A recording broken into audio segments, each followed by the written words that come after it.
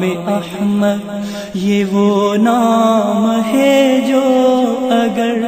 بے ارادہ بھی منہ سے نکل جائے گا، راہ کے سنگریزے بکھر جائیں گے، اہل بے درد کا دل پگھل جائے گا۔ اعوذ باللہ من الشیطان الرجیم، بسم اللہ الرحمن الرحیم، الحمد للہ والصلاۃ علی اہلہا اما بعد۔ ناظرین کرام، سلام علیکم ورحمۃ اللہ وبرکاتہ۔ عید مبعث کی مبارکباد پیش کرتے ہوئے کچھ باتیں عید مبعث کے بارے میں بیان کر رہے ہیں۔ ماہ رجب المرجب کی 27ویں تاریخ کو عید مبعث کے نام سے جانا اور پہچانا جاتا ہے، اور یہ عید مبعث جسے ہم ماہ رجب المرجب کی 27ویں تاریخ کو مناتے ہیں، اس لفظ کا روٹ ورڈ ہے باسا، اور باسا کے لٹرل میننگ ہوتے ہیں بھیجنے کے، جیسا کہ قرآن مجید کے سورہ جمعہ کی آیت نمبر 2 میں یہ ورڈ استعمال ہوا ہے۔ ارشاد الہی ہو رہا ہے، بسم اللہ الرحمن الرحیم، هو الذی بعث فی الامیین رسولا، وہ خدا وہ ہے کہ جس نے امیین میں رسول بھیجا۔ قرآن مجید کے سورہ مبارکہ جمعہ کی آیت نمبر 2 کا ابتدائی حصہ ہے، یہ پوری آیت نہیں ہے، آیت کا فرسٹ پارٹ ہے، جس میں یہ لفظ استعمال ہوا ہے کہ جو اسی لفظ سے مبعث بنا ہے۔ مبعث یعنی اس دن کو کہتے ہیں جس دن اعلان رسالت ہوا۔ اللہ کے رسول حضرت محمد مصطفیٰ صلی اللہ علیہ وآلہ وسلم کی اعلان رسالت کے آفیشلی اناؤنسمنٹ کے دن کو مبعث کہتے ہیں۔ عید مبعث، آج اللہ کے رسول نہیں بنے ہیں، بلکہ آج ان کی رسالت کا اعلان ہوا ہے۔ آج آپ کو ایز اے پروفٹ انٹروڈیوس کرایا گیا ہے، اس دن کو عید مبعث کہتے ہیں۔ جیسا کہ امام کاظم علیہ السلام نے ارشاد فرمایا، اور آپ کی یہ حدیث کتاب فروع کافی کی جلد نمبر 4 کی حدیث نمبر 2 ہے۔ اس میں امام کاظم علیہ السلام نے ارشاد فرمایا، بسم اللہ الرحمن الرحیم، بعث اللہ عز وجل محمدًا رحمۃ للعالمین فی 27 من رجب۔ اللہ نے کہ جو عزیز و جلیل ہے، اپنے پیغمبر کو مبعوث برسالت فرمایا رجب کی 27ویں تاریخ کو۔ یہ امام کاظم علیہ السلام کی حدیث ہے، جس سے ہمیں یہ بات کلیئر اور واضح ہو جاتی ہے کہ علم امامت اور حکم امامت سے یہ بات ہم تک پہنچ رہی ہے کہ 27 رجب المرجب اللہ کے رسول کی اعلان رسالت کا دن ہے۔ اس دن آپ کی رسالت کا اعلان ہے، نہ کہ آپ کو رسالت عطا کی گئی ہے، بلکہ آپ کی رسالت کا عالم تو یہ ہے کہ جب سے آپ موجود ہیں آپ نبی اور رسول ہیں، جیسا کہ اللہ کے رسول حضرت محمد مصطفیٰ صلی اللہ علیہ وآلہ وسلم نے ارشاد فرمایا، کنت نبیا وآدم بین الماء والطین، میں اس وقت بھی نبی تھا جب آدم مٹی اور پانی کے درمیان تھے، آب و گل کے درمیان تھے، میں اس وقت بھی نبی تھا۔ یعنی ابھی جناب آدم کا پیکر بھی وجود میں نہیں تھا، ابھی آپ دنیا میں تشریف بھی نہیں لائے تھے، لیکن اللہ کے نبی، اللہ کے رسول حضرت محمد مصطفیٰ صلی اللہ علیہ وآلہ وسلم اس وقت بھی نبی تھے۔ تو 27 رجب المرجب آپ کے اعلان رسالت کا دن ہے، یہ رسالت عطا ہونے کا دن نہیں ہے۔ اور جب یہ آپ کا اعلان رسالت ہوا تو آپ کی عمر مبارک 40 برس کی تھی، اور اعلان کے بعد آپ نے 23 سالہ تبلیغی زندگی کا یہ معجزہ یا یہ میریکل ہے کہ آپ نے 23 سالہ اپنی اس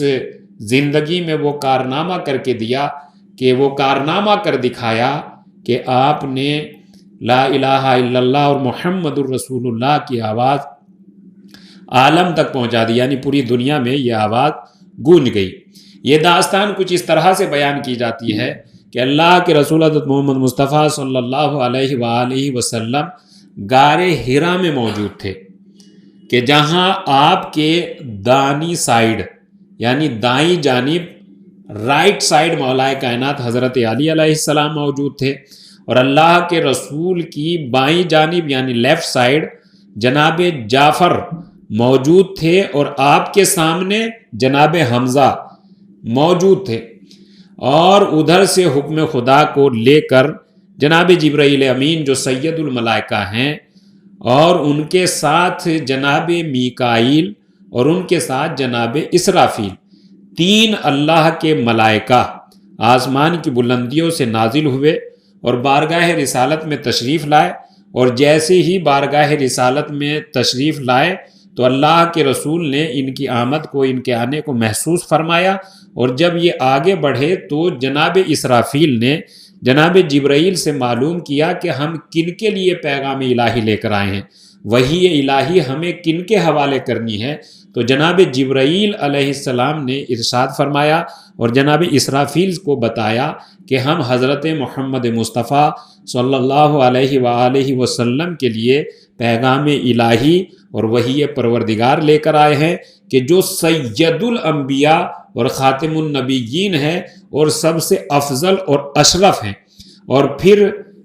ان کا انٹروڈیوس کرانے کے بعد جناب جبرائیل نے فرمایا، اور یہ ان کی دائیں جانب یعنی رائٹ سائیڈ میں ان کے وسیع اور ان کے سکسیسر ہیں حضرت علی علیہ السلام۔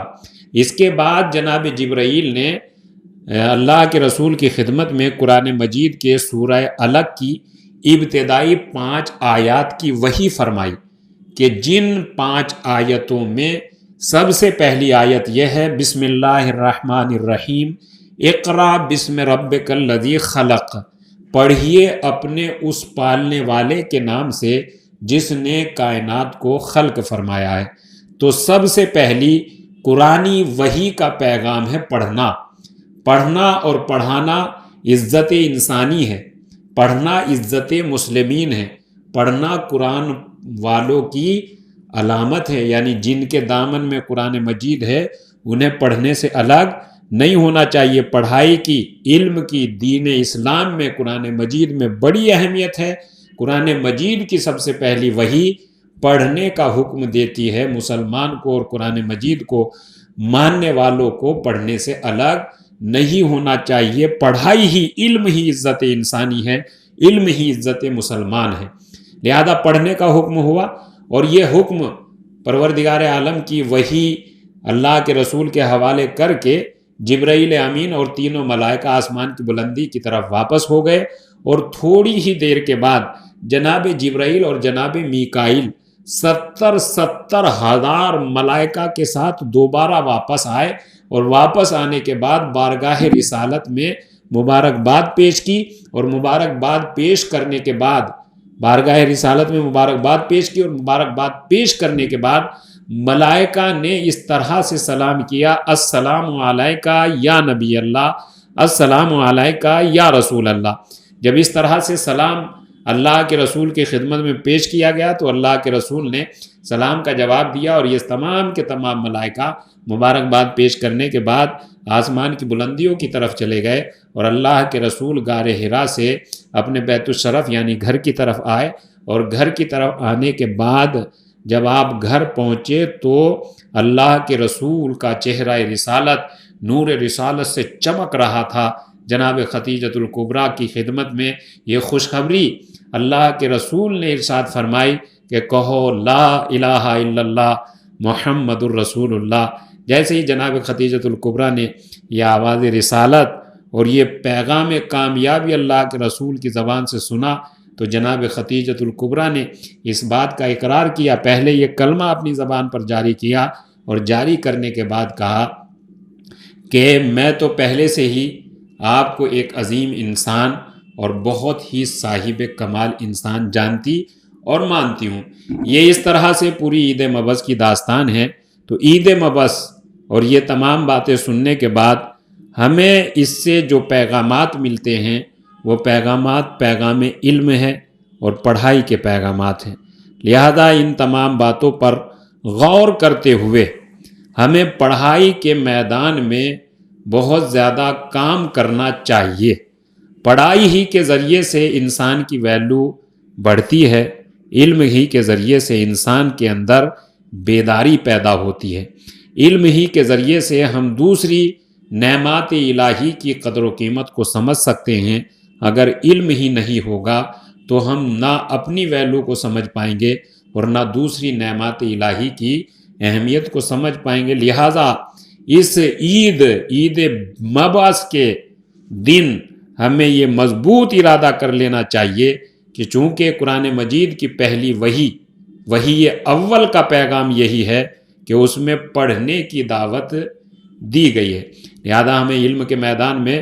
بہت زیادہ محنت کرنی چاہیے۔ علم روشنی ہے، اور روشنی کا کمال کیا ہوتا ہے؟ روشنی کا کمال یہ ہوتا ہے کہ اگر روشنی کہیں آ جاتی ہے تو وہاں سے اندھیرا دور ہو جاتا ہے، اور دوسرا روشنی کا کمال یہ ہوتا ہے، نور کا کمال یہ ہوتا ہے کہ جس جگہ پر یہ نور اجاگر ہوتا ہے اس جگہ کی اچھائی اور خرابی کو ظاہر کر دیتا ہے۔ مثلا اگر کسی کمرے یا روم میں اجالا اور روشنی آ جاتی ہے تو اس کمرے کی ساری اچھائی اور برائی دکھا دیتا ہے۔ اگر کمرے میں اچھائی ہے تو اچھائی بھی دکھاتا ہے، اور اگر کمرے میں کوئی برائی ہے، مثلا کوئی کچھ کمی ہے، تو اس کمی کو بھی یہ روشنی ہمیں دکھا دیتی ہے۔ ایسے ہی نور، علم نور ہے، اور یہ نور جب ہمارے اندر آ جاتا ہے تو ہمیں ہمارے کمال بھی بتاتا ہے، ہماری صلاحیتوں کو اجاگر بھی کرتا ہے، اور ہمیں ہماری ویکنیس بھی بتاتا ہے کہ ہمیں کیا کیا ویکنیس ہے اور ان ویکنیس کو ہم کیسے اپنے سے دور کر سکتے ہیں۔ لہذا علم کے میدان میں اس عید مبعث کے پروگرام سے یہ پیغام ہمیں ملتا ہے کہ ہمیں علم کے میدان میں تابڑ توڑ محنت کرنی چاہیے، اور علم کے میدان میں کسی بھی طرح سے پیچھے نہیں رہنا چاہیے۔ علم ہی ہے جو ہمیں کمالات کی بلندی عطا کرے گا۔ علم کے بغیر نہ ہماری کوئی ویلیو اور نہ ہماری زندگی کی کوئی اہمیت رہ جاتی ہے۔ وآخر الدعوانا الحمد للہ رب العالمین۔